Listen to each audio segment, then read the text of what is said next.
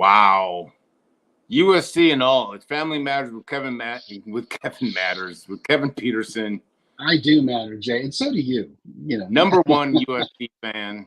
I think he's safe this weekend against my Wisconsin Badgers. So, well, you have our old defensive coach who was the worst coach on the planet, so we're feeling pretty good about this.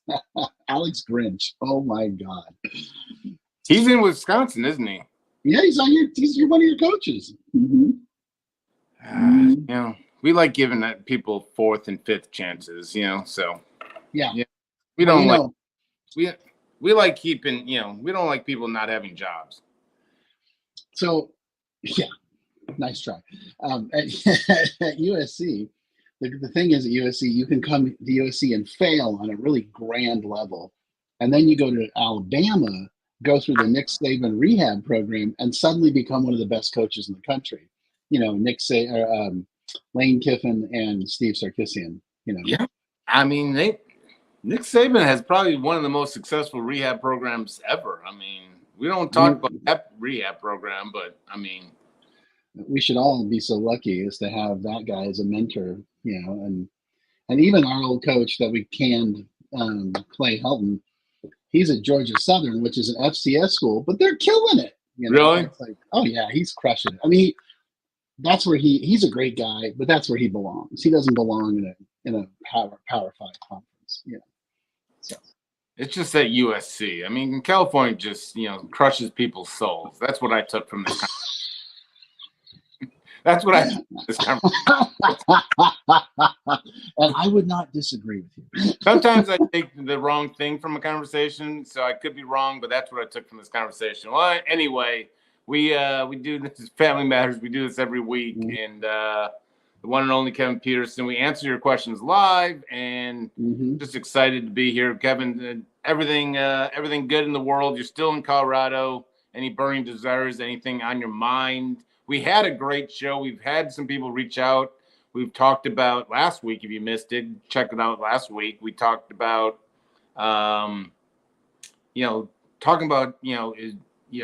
this is a life or death disease, and some people reached out and said, kind of thanked us for talking about, what most people don't want to talk about is like, this is a life and death disease, and some people do die from this, and there's a lot of people that don't want to talk about it and think, and so we've had some parents and some people reach out that some clinicians step in and say like, hey, thank you for touching on the subject, for we need to, step in because it is a life or death, and we are playing, waiting too long sometimes, but sometimes parents realize that, you can't keep people alive, and you do everything, and you can only do so much. So, no, you're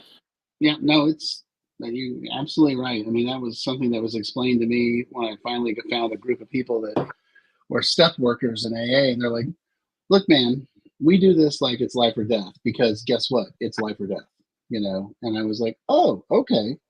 So I was like, now I found my people, So yeah, it's cool. It's still the hardest. You hear those stories, and then I still ask, what could I have done differently, or could have said something. But anyway, it's I can always beat myself up, but thank God I've had solid people in my life that, you can only do what you can do. Well, anyway, let's get right into the questions.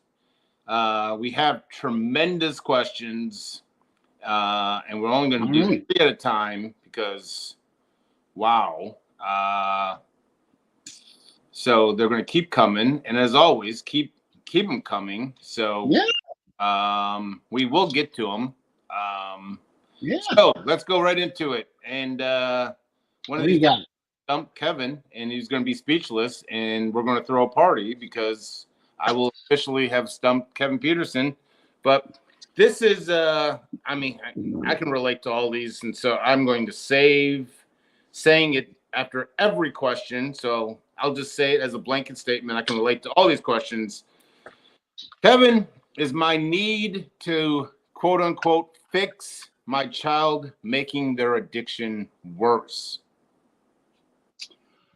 Oh, okay. So that's a great question. Oh my God, Yes. that's a great question. Yes. Um, and the answer is This, I no. will say this I don't know, but there was some letters behind the signature of this name. So this could very well be, I believe, a clinician. So Yeah. So the answer is no. But and hear me when I say that you don't have the power to make things worse for somebody else. Now, here comes the fun part. If you're enabling them, you're allowing it to continue. I don't think that means you're letting it get worse. I'm just saying you're allowing it to continue. What do you think of that? well, I mean, as always, this is all kind of rooted in codependency per se. Yeah. I mean, yeah, Yeah. Yeah. it's just one of those questions. I mean, it's Yeah. you sit there. I mean, I stared at it, reading it, and Yeah. you're kind of speechless. I mean, it's you want to. I can say yes or no. I mean, I can argue both sides of the fence on this one. I mean, and that's why I was so curious to see.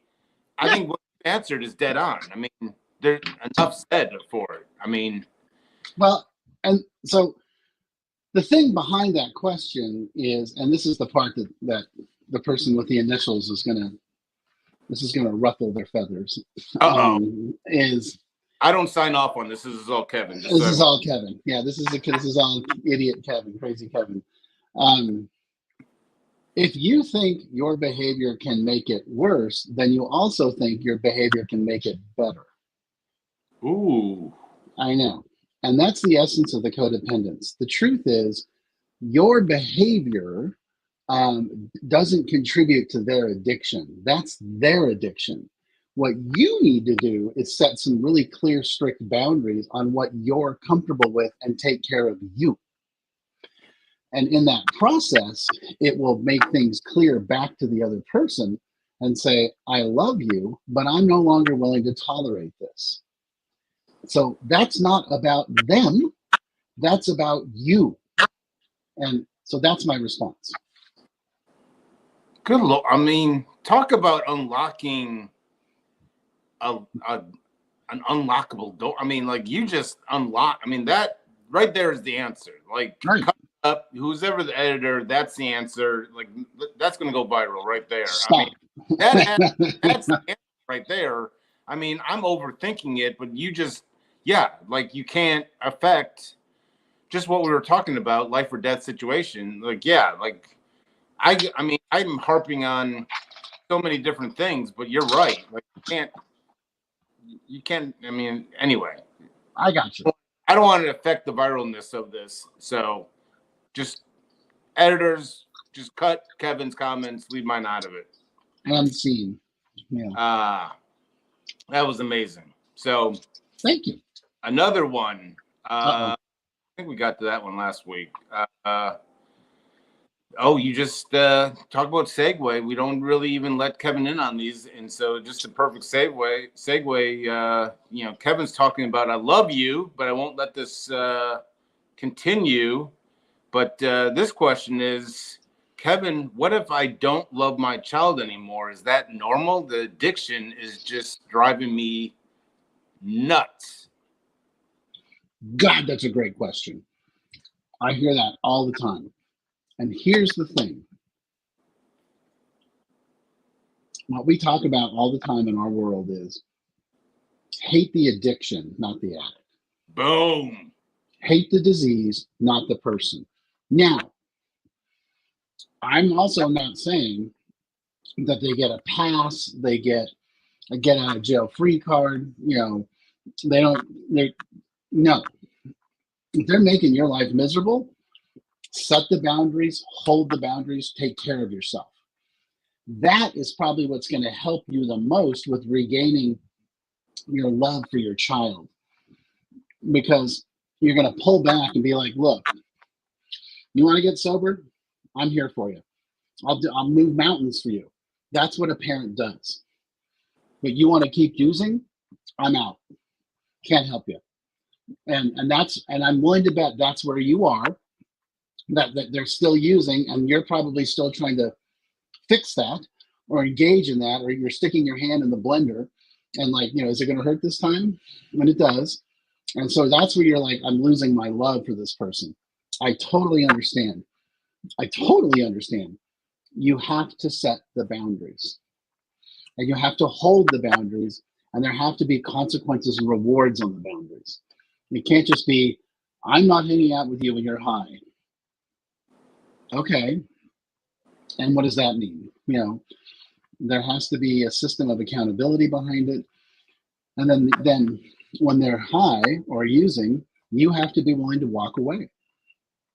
And, so that's really, and I totally get that. Oh my God, I totally get that. And I appreciate the vulnerability of that person making that statement. What do I do when they're acting like this and I've lost my love and empathy and compassion for them? Oh yeah, I totally get it. But the way to get it back, believe it or not, isn't focusing on them. It's focusing on you. Look at that. Yeah. And when you're talking about focusing, I mean, all these kind of questions, we're talking about focusing and doing your own work. I mean, we're going back to the heart of therapy and kind of support groups for you, for the loved ones. And we're not talking about even the individual. When you're saying focusing on the loved ones, you're talking finding support groups for Al-Anon and Family Anonymous and their own therapy and so forth, right? Education, therapy, 12 steps, support groups, the whole thing.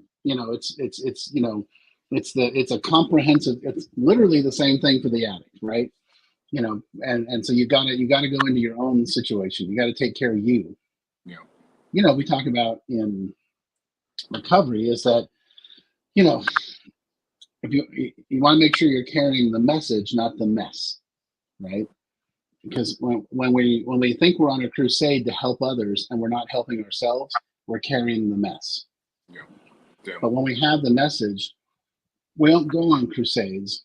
We have the message and we're like, I'm right here if you want help. If you don't want help, that's okay too. But my child, my loved one, my father, my mother, my sister, my brother, oh, you're not coming into my house and tearing the place apart. That's not how this is going to work. We're going to have some really strict boundaries, and when I'm ready, when you are. So then I know that's hard, but that's the essence of the reality of the situation.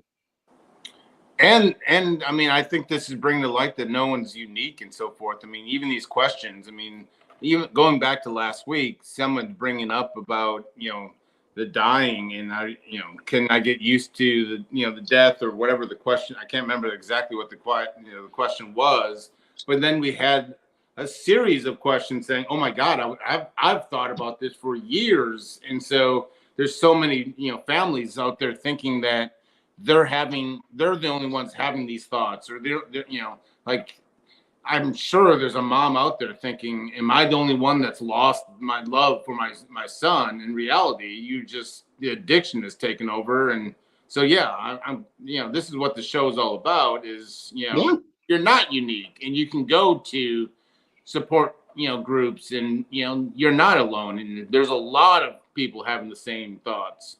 Yeah. Yeah. So, yeah, totally. Go ahead. No, and it's okay to think those things. There's Yeah. another side of it. It's like, oh, I'm a horrible person. No, you're not. This person's destroying your life, and they're taking you through a roller coaster every day, and you're asking, how do I get off? And the thing is, the reason why you're staying on the roller coaster is because you think you have some sort of control. And once you can acknowledge and understand that you have no control, then we can actually start making some ground in recovery. So yeah. Like, you're not a terrible person. Addiction just doesn't fight fair, is what I always tell people. So. Oh God, yeah, so true. So we're going to kind of combine similar kind of questions, I would think. So in a sense, I think we can kind of. There's a question that do I secretly want my child to fail so I can in a sense, I'm kind of paraphrasing. So in a sense, they're asking, Kevin, do I secretly want my child to fail so I can feel needed again? And Yeah. then another kind of question is, am I addicted to the chaos of my child's addiction? So I think those are kind of can be, put together, in the sense that just the chaos and kind of, sometimes, Yeah. people get sober and families I've noticed miss that chaos and they don't know what to do with it after, maybe a sobriety recovery gets. You want to touch on that? Yeah. I mean, that's what these are good questions today. I don't know what happened, but I mean, yeah, we must be getting to somewhere. I mean, like, yeah. So here's the thing. Am I addicted to my loved one's chaos? And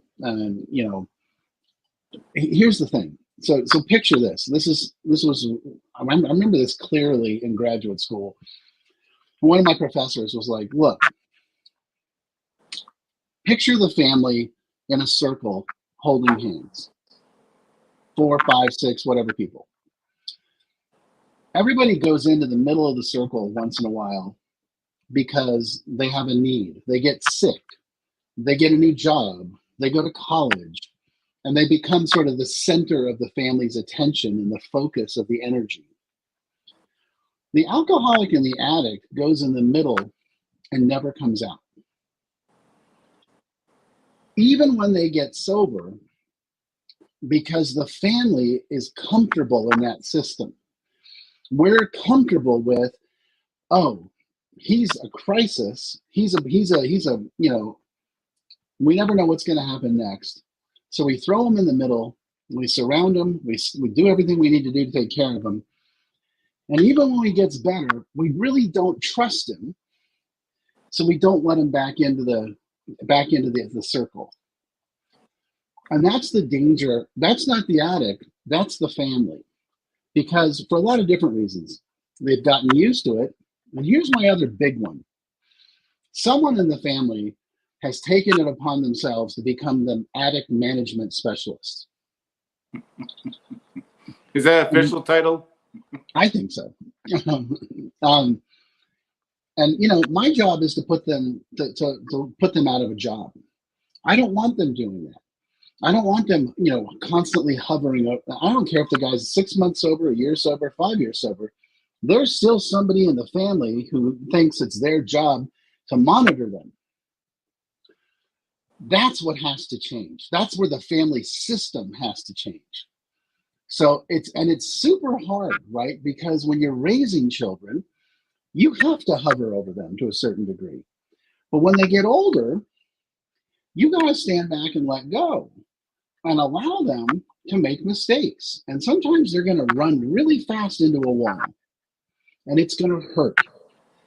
But that's when you sit down with them and go, man, that looked terrible. You okay? Let's talk about that. How did that happen? Let's figure out some solutions, but don't tell them what to do. The instinctive thing as a parent to do is to swoop in and fix everything. And then the individual is like, oh, well, that's how things work around here. I get into trouble. Mom and dad fix it. Peace. I'm good. And by the way, I'm 40, And so it's important to allow them to experience the consequences of their actions. But the hard part for the family is, or someone in the family or individuals of the family is, it has become their role to take care of them. So that's when I talk about the family system has to change. The addict management specialist has to retire. And that's hard because they've probably been doing it a long time. And then they say things like, yeah, but if I don't do this, this is what's going to happen. I'm like, right, but maybe that needs to happen. And I don't want them to die. That's not what I'm saying. But maybe they need to have their car repossessed. Maybe they need to get kicked out of their apartment. Not, these may or may not be personal experiences. Maybe they need to get fired from their job. Maybe they need to flunk a class. It's like, Why are you bringing my story into this, Kevin? I was talking about me, why, not you. why are you bringing me into this, Kevin? What, Jesus Christ? Hey, God. But we learn. That's how we learn. You know, we learn by making mistakes, and that's the hard part for the family. Is because and I get where it's coming from. I love you so much that I don't want you to have that problem. I just had this discussion with a couple of families this week, and they're like, "Oh wow, we get it. We've been cleaning up his legal issues. We've been cleaning up this. We've been cleaning up that." And I'm like, right. And I get that in your heart, you think you're doing the right thing. But what you're doing is robbing him of the opportunity to solve the problem and get the self-esteem of problem solving. And that's when they're like, I didn't even see that. I'm like, that's okay. That's my job to help you. So that's the answer. Long answer. Well, I mean, it's the right answer, but it's so tough for families to even see. I mean, it's I like that position. I mean, it's you're right. There's always normally one person within that family, and it's always the tough one to get that position away or get them to even retire, like you were saying, and so forth. I can't remember who it was, but I still remember seeing a presentation.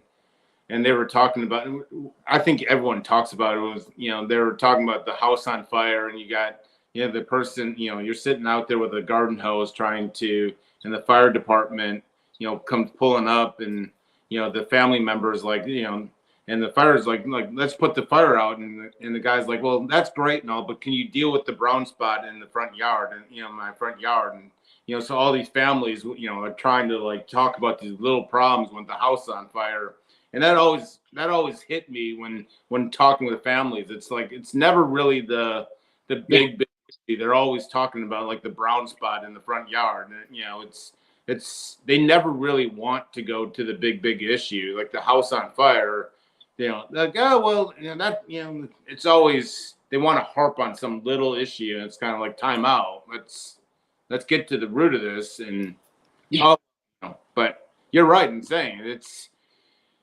I just loved it. I mean, I love what we do, and it's frustrating at times, but it's, I need these daily reminders. I need this weekly reminder because, I bang my head against the brick walls trying to deal with families, but I need their constant reminder hearing you, because I need, families don't know any better. And so I need new ways to remind myself that we need better ways to educate families, because they don't know any better. They don't know this stuff. Like, they don't know the experience that I've seen, or the, the trainings that we've had, or you have more training than I do, but, families don't know. They're overwhelmed. And I'm just telling you, as a baseline PSA, this is why it's so important to hire a trained professional when coming in with addiction early in the process.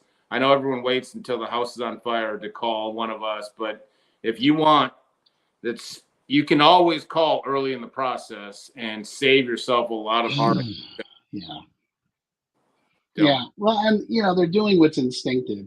Families and parents, they want to protect their loved ones, and so it's instinctive for them to jump in and sort of put their arms around the person and be like, I got you. I'll take care of everything. And let me be clear. When you're 6, 8, 10, 12, that's awesome. When you're 14, 16, 18 and up, not so much, because that's when they're supposed to start learning how to take care of their problems. And what you're teaching them is to lean on you, not stand up on their own 2 feet. And that's scary, but that's a big part of what we're talking about is change. Again, I keep saying it, change the family system. Well, what does that mean? It means your instinct to try to solve everybody's problems is not a good idea. Hold back, take care of you, put your needs first, tell your loved one, you know what? When you're ready to get healthy, I'm here to help you. But until then, the answer is no, So there you go. Addiction doesn't play fair. Neither should you. So, all righty, we'll do this next week, Kevin. You're dismissed. Great job. We'll do this next week. All right, my friend. It's great to see you.